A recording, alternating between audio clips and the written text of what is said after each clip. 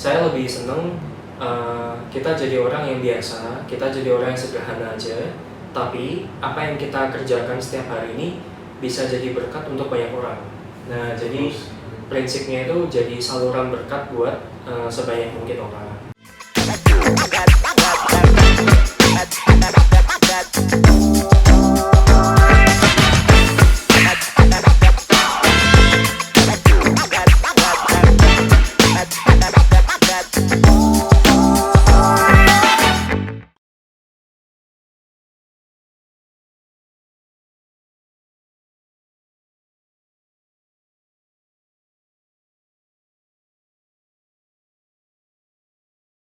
Nah, uji coba ini tuh jauh lebih penting lagi, dan karena itu ini harus dilakukan. Jangan langsung lompat ke tahap berikutnya, gitu ya. Nah, kalau di uji coba, tadi tahap 1, katakanlah kita validasi ide, itu hipotesis, dan katakanlah di sana tuh idenya bagus, lolos gitu ya. Tapi tahap kedua, waktu kita uji coba, teman-teman ya, nah ini harus kita lakukan semanual mungkin. Nah, ini ada kata kuncinya itu, jadi semanual mungkin. Kita pakai sosial media. Dulu saya bagi brosur ya, jadi dulu keliling dari rumah ke rumah, bagi brosur di pasar, di mana-mana gitu ya. Kenapa? Karena dari sana kita tahu gitu loh, berapa banyak yang memang benar berminat akan ini. Nah, setelah tahap kedua, oke, kita dapatin hasil ya, katakanlah kita dapat transaksi itu sekian gitu ya. Nah, baru di sana kita mulai bikin sistemnya. Nah, itu tahap ketiga. Nah, sistemnya ini itu lagi-lagi tidak harus langsung berupa aplikasi. Jadi sistemnya ini tuh mulai dari orang kenal kita sampai orang itu puas dengan layanannya kita. Nah, ini semua ini yang kita bikin sistemnya dari end to end. Nah, baru teman-teman setelah tahap ketiga, baru tahap ketiga tuh otomatisasi. Nah, otomatisasi ini yang membutuhkan sistem IT seperti itu. Entah wujudnya website, aplikasi atau apapun gitu. Nah, jadi teman-teman ini masih panjang tahapannya. Setelah tahap itu baru kita itu mulai membangun company-nya gitu. Nah, kebanyakan orang itu keliru. Jadi kalau langsung lompatnya itu langsung lompat ke poin kelima gitu ya. Karena apa? Karena banyak anak muda yang mungkin belum tahu akan tanggung jawabnya kalau itu punya suatu company gitu ya. Kalau langsung lompat ke nomor 5, itu umumnya tuh hanya pengen terlihat keren. Betul. Jadi hanya pengen dapat gelar gitu ya, dapat gelar C-level, CEO dan sebagainya gitu. Nah, tapi itu tadi sayang banget gini, kalau misalnya nggak bisa nih ngelewatin 1-5 tadi. Kebanyakan itu punya uang, dapat investasi ataupun mungkin punya uang sendiri, lompat ke tahap kelima. Nah, tapi karena fondasinya nggak kuat, akhirnya itu berantakan gitu. Nah, berantakan itu gini, hanya ada 3 kemungkinan ya. Satu itu company-nya mati. Jadi company mati itu startupnya itu gugur gitu ya. Nah, udah nggak bisa jalan lagi. Kehabisan uang atau foundernya nyerah. Jadi kalau startup itu mati itu kemungkinannya 2 itu. Lalu yang pilihan kedua itu jalan, tetap hidup tapi nggak berkembang. Gitu. Stagnan ya? Ya, stagnan. Apa orang bilang mati segan hidup tak mau gitu. Jangan di tempat. Ya gitu. Nah, tahap yang ketiga itu tipe yang ya memang bisa berkembang ya. Artinya poinnya adalah scalable seperti itu. Oke, sip, mantap. Nah, saat ini nih kalau misalnya apakah udah ada pendanaan gitu dari Titipku? Ya, kalau sekarang ini teman-teman ya, Titipku itu kita dapat pendanaan itu baru di tahun keempat ini, jadi belum lama gitu ya. Nah, sebelumnya memang kita pakai dana pribadi, terus setelah itu ada teman-teman itu yang support. Nah, teman-teman yang support ini itu jadi angel investor, seperti itu. Jadi dari relasi itu mereka support, mereka mau bantu gitu. Nah, baru setelahnya itu dapat investasi yang cukup besar. Nah, terus lupa dibahas nih, Titipku sendiri itu kok kenapa dikasih nama Titipku gitu loh. Kalau saya kan Raja Renov, saya ngerti Raja Renov kenapa? Karena saya punya mimpi nantinya menjadi raja di bidang konstruksi gitu. Makanya raja di bidang renovasi, makanya saya bikin Raja Renov gitu. Jadi nggak setengah-setengah loh. Jadi rajanya, jadi harus yang berikan layanan yang terbaik lah gitu. Nah kalau titipku sendiri kira-kira itu kenapa bro dikasih nama titip gitu? Ya karena kita kan titipku ini jasa titip ya, makanya namanya kan titipku. Jadi bedanya itu kalau marketplace atau e-commerce yang lain itu kan memang konsepnya toko online ya, online shop lah ya. Nah kalau titipku ini tuh marketplace ini sebenarnya menawarkan jasa titip kan, gitu. Jadi memang makanya namanya titipku. Nah terus titipku ini kan saat ini kan jadi orang mau belanja apa sayur-sayuran gitu ya. Nah nantinya ada kepikiran sesuatu apa gitu nggak titipku? Maksudnya nanti titip elektronik, titip apa atau nanti mungkin bisa kolaborasi dengan saya juga, misalnya titip barang material atau nah itu gimana? Ya kalau titipku itu sebenarnya untuk belanja dari pasar atau tadi ya kebutuhan dapur. Itu buat kami itu hanya titik mulainya. Jadi kebutuhan hidup sehari-hari itu kan sebenarnya masih luas banget, masih banyak banget. Ya contoh ya misalnya kebutuhan ibu dan anak gitu ya. Nah toko perlengkapan bayi, toko apapun itu semua. Terus nanti yang kedua itu kuliner ya, itu kan jelas gitu. Terus yang ketiga itu misalnya kosmetik dan fashion ya, seperti itu. Jadi tahapannya titipku ini memang misalnya kita mulai dari satu area, katakanlah satu kecamatan, itu yang pertama kami digitalkan itu adalah pasarnya dulu. Nah ini untuk membangun orang itu kenal dulu dengan titipku, orang itu mau belanja dulu, terbiasa belanja. Nah setelah itu perlahan-lahan kita baru masukkan semua jenis usaha yang ada di area itu. Berarti nanti ada pengembangannya lagi ya? Ya, jadi masih panjang sekali. Ya, jangan dibocorin kan, nanti semua orang bikin ya. Nah, terus saya mau tahu nih ya, kalau pandemi seperti sekarang ini, nah itu berpengaruh nggak sama titipku? Ataukah titipku ini malah tetap puji Tuhannya makin kenceng aja gitu? Ya, kita titipku ini kan memang sekarang ini ya satu-satunya platform untuk mendigitalkan pedagang ya, pedagang pasar dan UMKM gitu ya.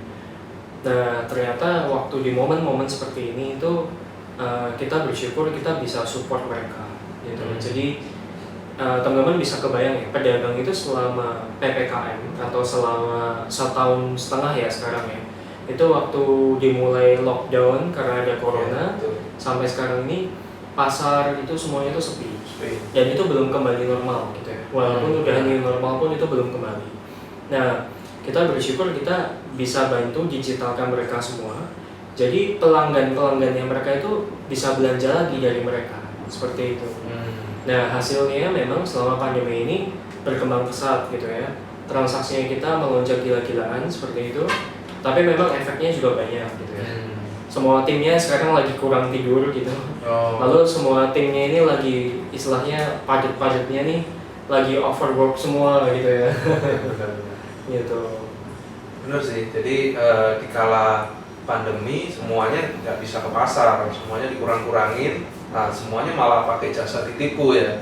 Jadi karena ini kebutuhan pokok, jadinya momen yang bagus ya. Efeknya jadinya ya itu tadi ya, semua dropshippernya harus bekerja keras ini ya, karena banyak yang permintaan yang butuh jasa titipku ini ya. Iya. Oke.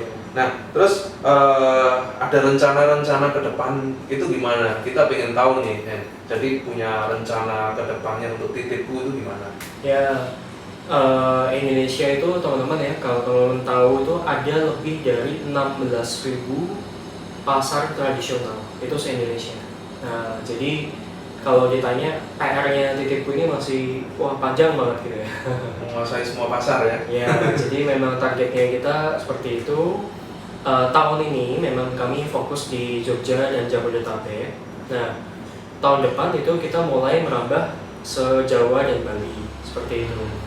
Nah, lalu tentunya setelah itu langsung nasional. Kami punya target teman-teman dalam waktu 5 tahun ke depan. Itu jadi 4 tahun lagi ya, itu sudah sampai ke Asia Tenggara. Gitu. Jadi nggak hanya di Indonesia, tapi pasar-pasar di Vietnam, Filipina, Malaysia dan sebagainya nanti kita akan masuk. Oke, keren sekali ya. Nah,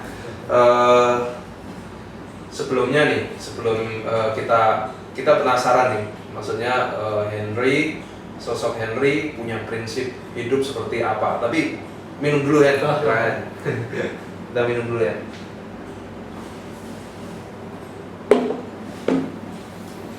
Ceritakan sedikit ya, maksudnya prinsip hidup lu gimana gitu ya? Ya teman-teman ya, kalau saya cerita sedikit ya, jadi dari kecil dari dulu SMP SMA itu saya tuh paling seneng tuh baca buku. Nah, kutu buku. Oh ya. Iya, di rumah ada perpustakaan. Nah, semua kalau mau ke perpus bisa ke rumah Henry. Iya, jadi terus selain senang belajar dari buku, itu senang ketemu orang.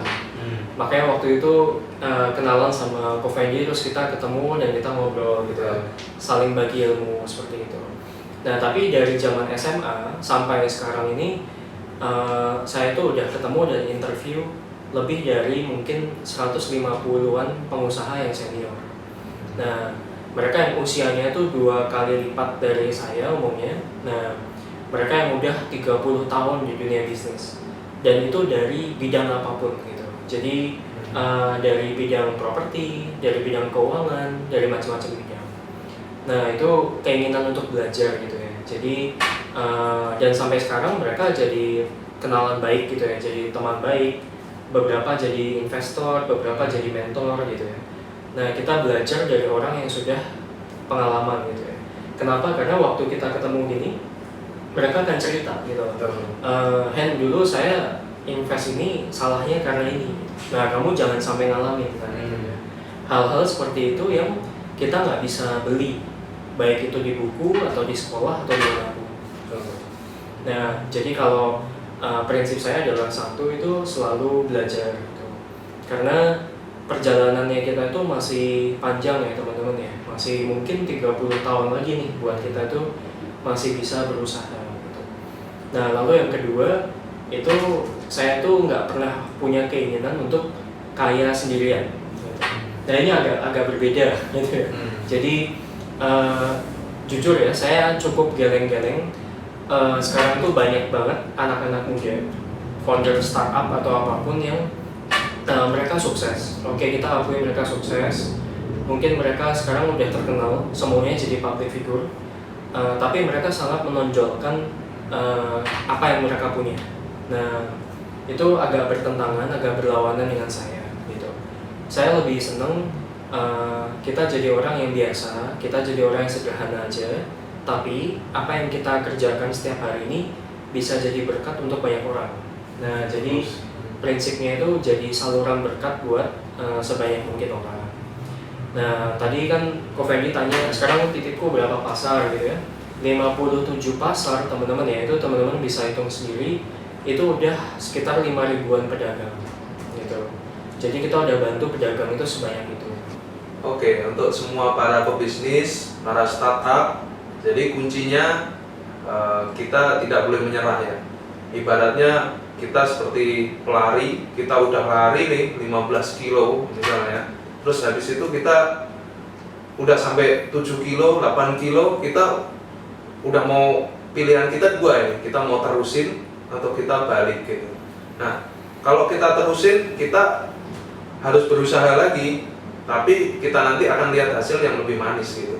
Dan kalau kita mau tarik mundur, berarti kita mundur dan itu adalah kalah gitu, karena akhirnya kita menyerah gitu. Nah, intinya untuk semua para startup, jangan pernah menyerah, terus berlari, dan perhatikan semua tadi tips-tips yang udah diberikan Henry. Jadi banyak tips yang udah diberiin, jadi nggak bisa buru-buru, nggak bisa langsung pengen punya perusahaan untuk keren-kerenan aja, tapi kita harus survei pasar, kita harus validasi terlebih dahulu, dan baru kita tahapan-tahapan selanjutnya, pengembangan website segala macam. Nah, saat itu diikutin, saya rasa akan lahir banyak para startup yang luar biasa di Indonesia ya. Oke, itu aja semuanya hari ini. Salam sukses buat kita semua. Oke. Thank you. Thank you.